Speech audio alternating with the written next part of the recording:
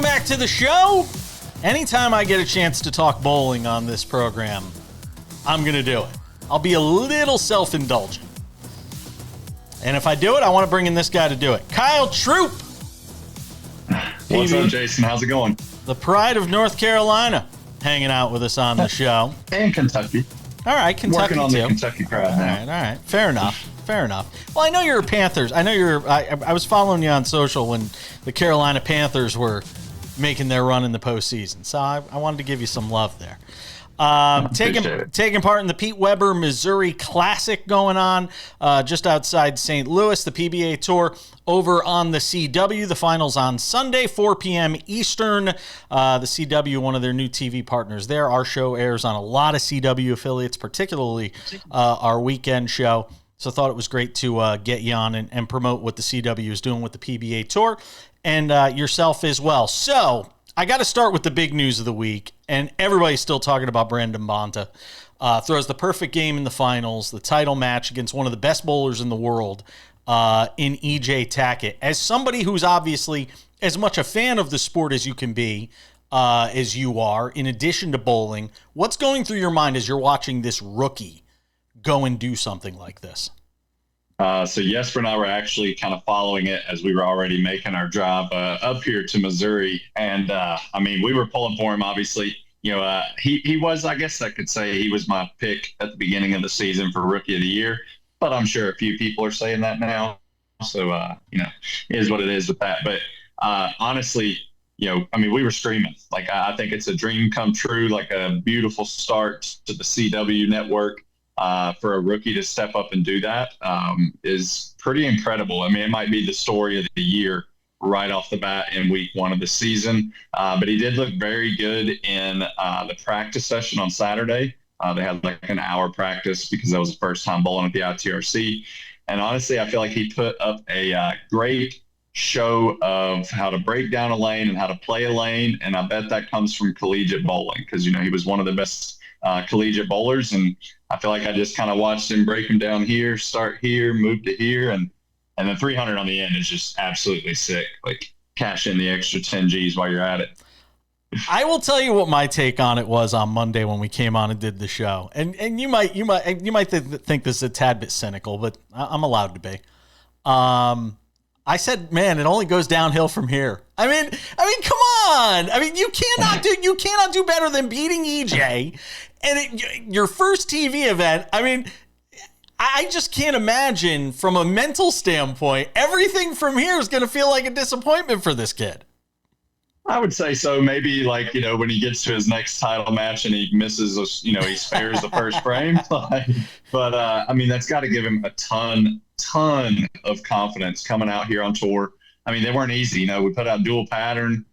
He showed us how to do that very well. And yes, it could be a disappointment moving forward for his next title match as far as score. But I believe that's going to just give him the comfortability week one on the tour.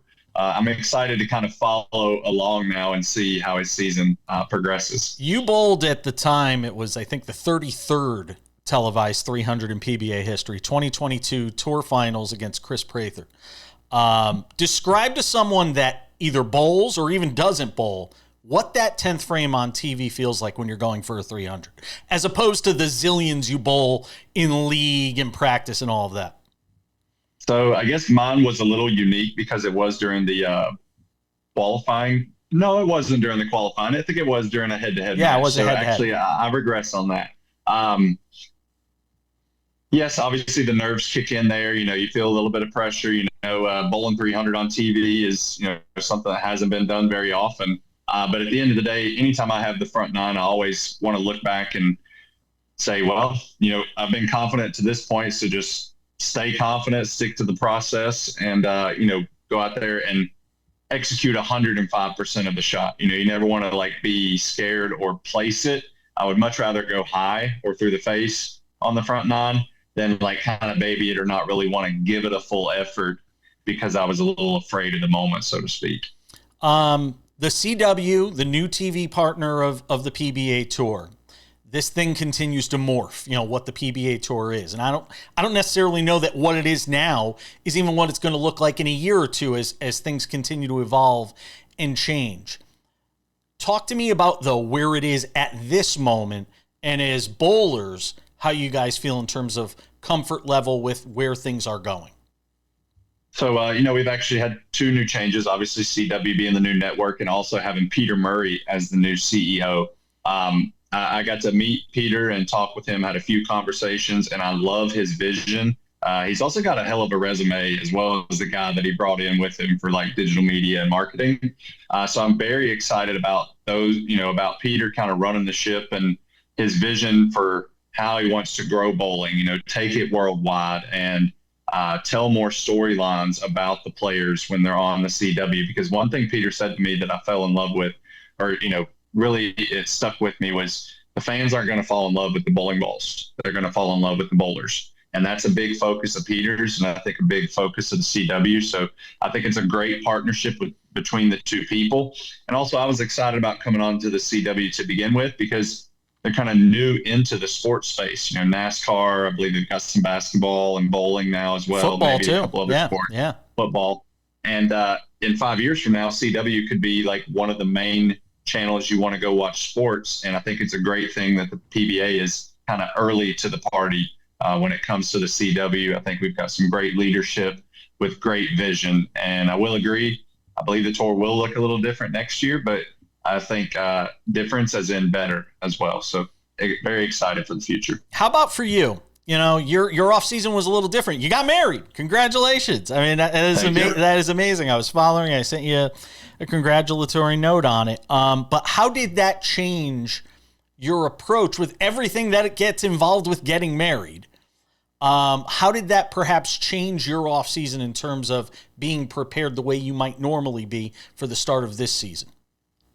So, luckily I got married August 23rd. Yep. And then we went to the Lucky Larson for our honeymoon / tournament. But then after that, I actually almost felt more devoted to trying to prep myself and be ready for the season. Obviously it didn't show after the first week, but really, it calmed my mind down. I know I have a huge support system back home. I did spend a lot of time at home from October to December. We had our big fundraiser event and got a lot of time to practice and dive in on the lane. So for me, there is no added pressure or added stress after that. If anything, it maybe just become more of a homebody. And the more I'm at home, the more I'm going to practice and get ready. Kyle Troup's hanging out with us. We're going to do one more segment with him. Lots more to talk about, including his dad going into the Hall of Fame. All of that as we continue on Sports Wrap. Another segment of bowling talk with this guy, Kyle Troup, PBA bowler, talking to us in between qualifying blocks at the Pete Weber Missouri Classic just outside St. Louis. Let me ask you, on Pete Weber, as this tournament's going on, is he just hanging around, or does he come in later in the week? Or is he just hanging out there? He's here. He was at the bowling alley, through most of the practice session. Obviously, I guess he bowled the Pro-Am last night.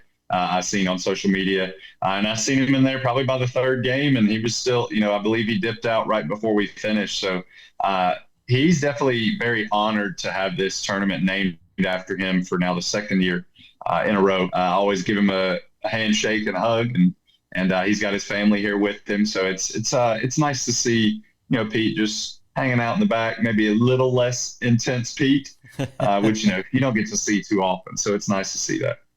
Speaking of greats, your dad goes into the Hall of Fame, just went in.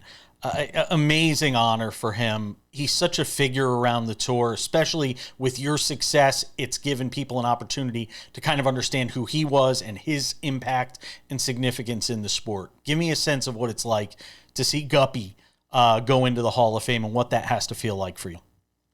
Obviously, it's a dream come true for him and myself, because I never thought he would get in. Honestly, I thought maybe, hopefully never, but once he passed away, maybe they would kind of give him the sympathy Hall of Fame entry, because at the time, you need 10 titles or 8 with 2 majors, and Guppy only has 8. So once they made the new category, and he got the call. I mean, that was a very special night, and I enjoyed it very much so. Just watching Guppy be the man of the hour, all throughout the ceremony, seeing a bunch of older friends that he hadn't seen in a long time. Everybody showing up, giving him love. He's already kind of the, star when he walks in the bowling alley or whatnot. But to see him kind of shining again, he doesn't really bowl anymore. To see him, and he killed his speech. Absolutely killed his speech. We had one printed for him. I was fairly nervous. He had a couple crowns, and I have no idea what he's going to say when he gets up there. And he didn't even use the script. And I feel like it was a perfect night. We had our whole family there. And to see Guppy be the man that night was pretty sweet, because I haven't really seen that excitement and joy from Guppy in quite some time. Qualifying underway. I'm getting you on after your first of 3 6-game qualifying blocks, which, if people don't understand, I have this debate with pro athletes, former football players, all these people that come on the show, and they all mock me when I talk about bowling and bowling in tournaments and how many games it is. From a physical standpoint, try to describe to somebody how it feels after going through 18 games in 24 hours, 36 hours by the time you're done with the 12 today and the 6 tomorrow, what your body feels like after that.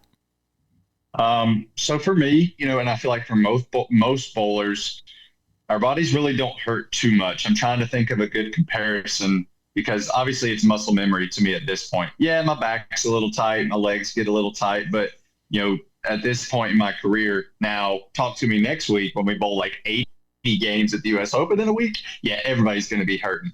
But I guess I could say, I think if you go do any sport you're not used to for 24 hours, go play a bunch of tennis for 4 or 5 hours. Let me know how your body feels afterwards. I would think it's a lot of the same, but really more than the physical, maybe exhaustion or soreness. I think it's the mental soreness that really hits more than anything. Just bowling against the best bowlers in the world, dealing with all the different variables, frame in, frame out, game in, game out.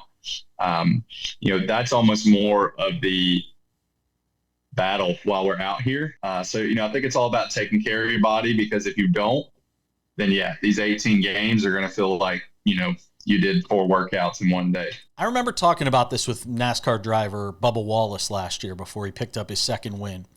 And the drought that he had. And every week people ask the same question: when are you going to win again? It's 2 years since your last win. When does that, if at all, well, I'm saying on the PBA, I'm saying, yeah. I'm not talking read. I'm just hold with me here. When does it start to get into your head as a bowler? You seem like a mentally strong guy. I've watched the way you bowl, the way you talk to yourself, all of that. But does the doubt ever start to creep in? When does it? It's been there. I guess maybe I have a better picture of my mental game, because, I can answer that question. I believe I'll win again when I can find mental clarity. I don't want to say a lot of doubt, but it seems to be quite easy for me right now to just shut it all off, like shut all emotions off. It's either like last week I was rolling it, I should have been rotating it this week, vice versa. Luckily I saved the block, but there's already a lot of just negative down thoughts, and that's not the way I'm going to be able to win. Probably not going to be able to make a cut with that kind of mental clarity.